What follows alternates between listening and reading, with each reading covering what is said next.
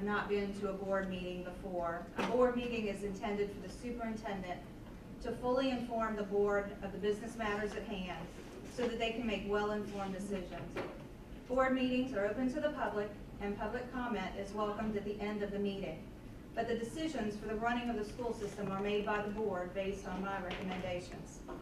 In stating that, I am asking that those of you in attendance keep in mind that this is our business meeting and that we are in the presence yet again of the media, and we are not at liberty to keep them from this meeting. After extensive consideration, I drew my final conclusion and made the decision late yesterday to put the topic of our mascot and name on the agenda for this evening, because we are at a point in which I feel I have all of the information I need to make an informed decision about our mascot and name, and that no further study is needed for this initial step in the process. Just to be clear, this recommendation is not a response to the media hype and rhetoric. It is in response to and about our school district and our community, and an issue that continues to be a source of contention and division for us and what can appear to be a no-win situation. Over the past several weeks, I have met with numerous stakeholders, students, parents, and citizens of our community who have a vested interest in our school system. I have fielded more than 200 emails over the course of this time and have engaged in numerous telephone conversations to hear all sides of the controversy, spurred by publicity that was often misguided. I read every single word of every email or letter I received, as has the board.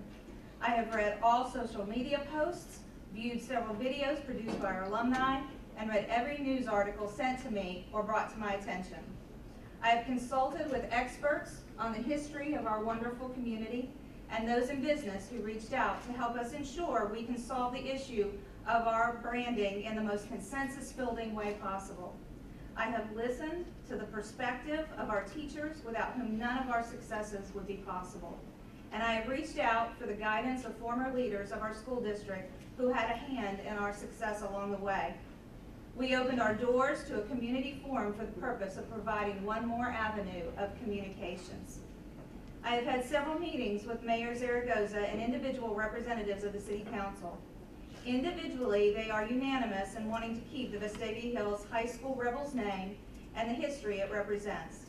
There is also an amount of varied agreement on the mascot. As with many in our community, some do not want to make any changes to the current Rebel man, while others are open to modification of him to make it more current. And if an agreement cannot be reached in this area, the possibility of researching the option of a new mascot. Please know that the mayor and city council have communicated with me the many emails, phone calls, and petitions they have received on both sides of this issue from the citizens of Vestavia Hills. I appreciate their candor and their views. It is imperative, even when our views may vary, that we work together, as we know that economic growth, a healthy tax base, and the success of our schools are intertwined. While there are differing opinions on this issue, it is important to recognize that we do share common ground. We know that we are a community full of inclusion and generosity, with caring citizens and a school system that is by all measures excellent. The history of this great community and the documented facts based on rulings time and again clearly show that we are not a community of hatred, racism, or bigotry. But for many within and outside our community, our mascot does not project our positive attributes. I have not been able to respond to each, but I want to say again that personally and professionally, I am incredibly grateful for the many, many people who shared their views, reached out in empathy for the position we have all been put in, and the support for the decisions of this leadership. I also want to thank this board for the manner in which they truly listened and contemplated this issue. You should be proud to have service-minded individuals who want to give back to their community. I want to state for the record, they have done their jobs. They have taken no action, nor have they made any decisions collectively to this point. For our critics who want to speculate and overgeneralize the process of decision-making, you are right. This is a unified board. They are not afraid to push the envelope of school district leaders and progress in our schools, but at the same time, they are a body who embraces our school and community traditions, and most importantly, they understand what our focus must be, that of our students. We should all be working toward the same goal, providing the very best environment for our children to learn and to thrive. This debate has brought out the best in most and the worst in some, as in any controversy will. Now we are at a point where we must work to come to a consensus that truly speaks to who we are as a community, one of common beliefs and unity, and to set an example for the children and students of Vestavia Hills. Over the past few weeks, I have witnessed a shift in this recurring debate about what should be. In the end, the strongest families debate and argue, but then they forgive and move on with loving kindness. I hope that we will come to regret some of the things we've said to each other, and that kindness and goodwill will indeed prevail. In this community, a rebel is someone who breaks from the norm, who strives for excellence, who thinks beyond himself or herself and gives back to a purpose beyond themselves. A Vestavia Hills rebel represents a spirit of community, philanthropy, and the highest standards. Our students know how to be part of a team, whether it's academic or athletic. Our teachers know how to instill pride and love and understanding of the importance of owning one's learning. Our parents instill a standard of behavior and expectation for educational outcomes. All of these things give us what we call the rebel edge. We have not been portrayed as such, as we seem to have lost the focus of what makes this school system and community great. But we are a family in this school district and in this community. The care we have for our neighbors and the excellence we strive for and expect is what makes us unique. We hold dear traditions such as excellence, safety and security, and giving back to the community. We should all be clinging to these things as we teach them to our children in our schools.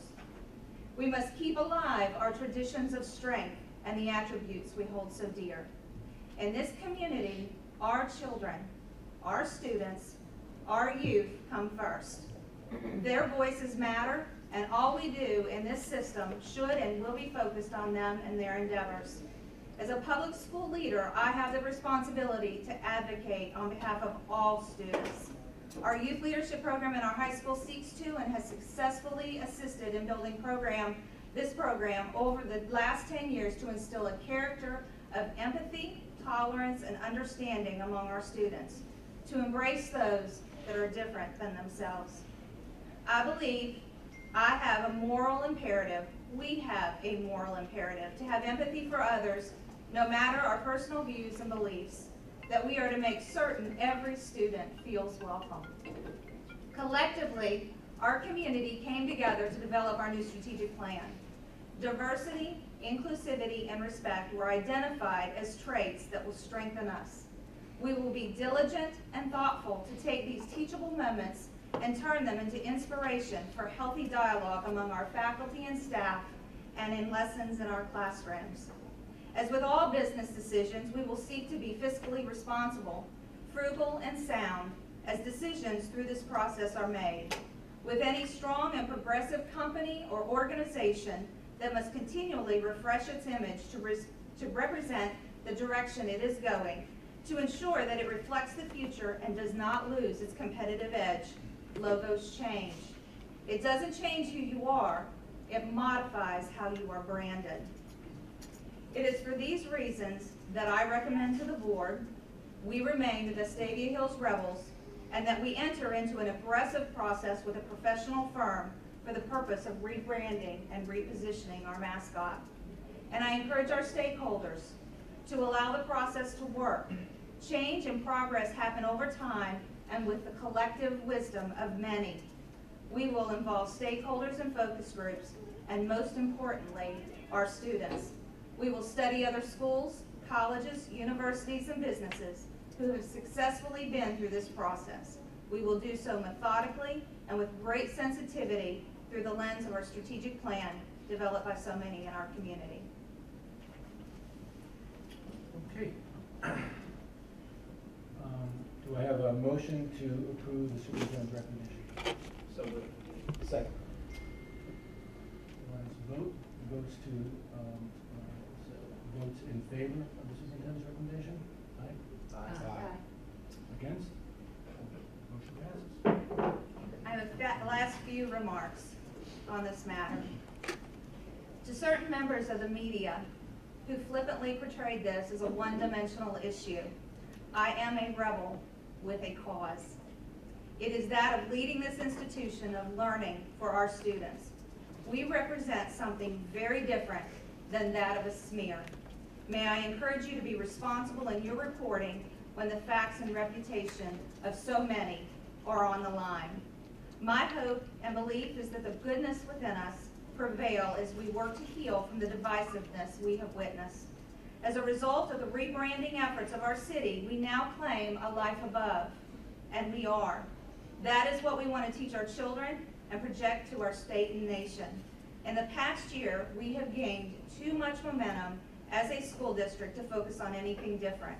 We will regain our unity. If someone wants to make an example of this school system and community, let it be that. The only comment I'm going to make is we are lucky to have Sheila.